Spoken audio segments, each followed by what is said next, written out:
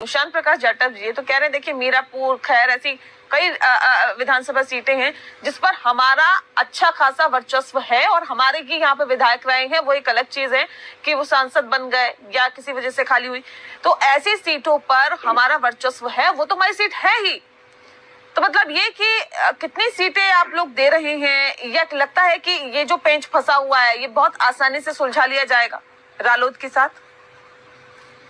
देखिए, जिस तरीके से अभी ये उपचुनाव का दौर शुरू होने जा रहा है, हाँ।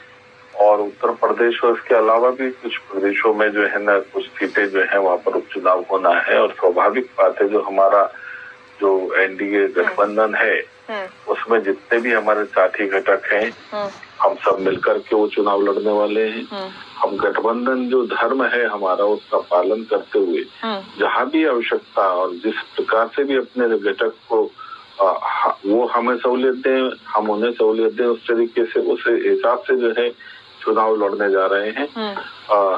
कहीं पर भी, जहाँ पर भी दिखाई देगा कि जो हमारे घटक का दावेदारी अच्छी है तो हम उसको देंगे टिकट, जहाँ हमारी अच्छी है तो वहाँ हम कम लड़ेंगे।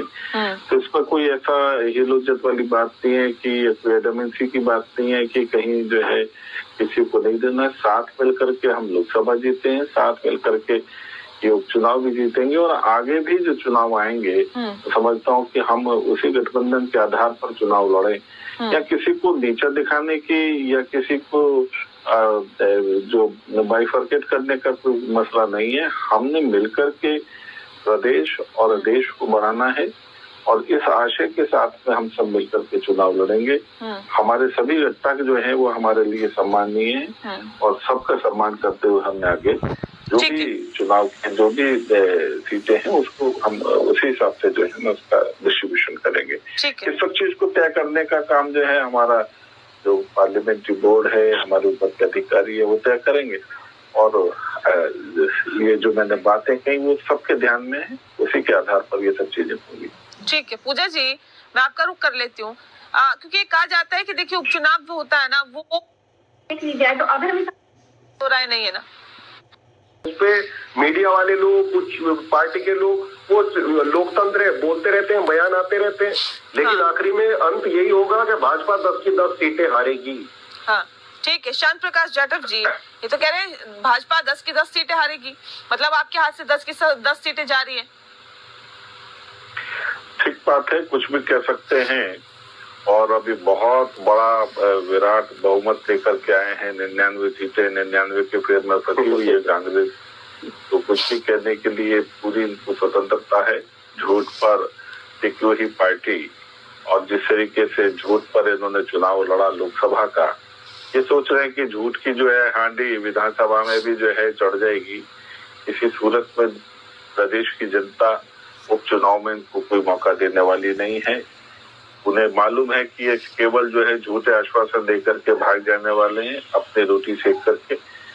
मैं समझता हूँ कि जो उपचुनाव में जो जनता है वो अच्छा निर्णय लेगी ताकि प्रदेश और केंद्र की तमाम योजनाएं जो हैं उसका उसको लाभ मिले। गलती हुई उनसे, वो बार बार नहीं होगी मुझे लगता है, और उसका लाभ जो है वो हमारे, मतलब आप ये कह रहे हैं लोकसभा चुनाव में गलती कर दी जनता ने क्योंकि इंडिया ब्लॉक को ज्यादा सीटें दिलवा दी, ये गलती कर दी। स्वाभाविक बात है, ये इंडिया अलायंस को अगर ये इन्होंने सीटें दी है तो उनको क्या लाभ हो रहा है? कोई लाभ नहीं हो रहा, सिवाय जो है ना नहीं अभी कैसे आ सकते हैं सर, अभी तो 5 साल के लिए है ना, बदूल में काम करने वाला जो है सरकार चल रही है, अपना जो है जनप्रतिनिधि उन्होंने भेज दिया। ये लोग तो केवल काम रोकने वाले हैं ना, ये काम को रचनात्मक तरीके से आगे बढ़ाने की सोच रखने वाले लोग नहीं है। इसलिए जनता को इस चीज का असर दिख रहा है कि कहीं ना कहीं देश की प्रगति में हमने इंडिया अलायंस को चुन करके बाधा उत्पन्न की है। तो वहीं प्रदेश में जिस वक्त में मौका मिल रहा है उनको उपचुनाव में, वो मैं समझता हूँ कि एनडीए को मौका देकर के और एनडीए के पक्ष में ये सारी सीटें देकर के प्रदेश की खूबसूरती को और बढ़ाने का काम करेंगे। जी ठीक है। ठीक है, चलिए, वाकई देखने वाली बात होगी क्या कुछ निकल के सामने आता है। हालांकि जोर आजमाइश तो हर तरफ से चल रही है, लेकिन किसके दावों में कितना दम है और जनता किसको चुनती है, ये आने वाला वक्त ही बताएगा। बहरहाल, बहुत शुक्रिया आप सभी मेहमानों का हमारे साथ इस खास चर्चा में शामिल होने के लिए। खास पेशकश में इतना ही, नमस्कार।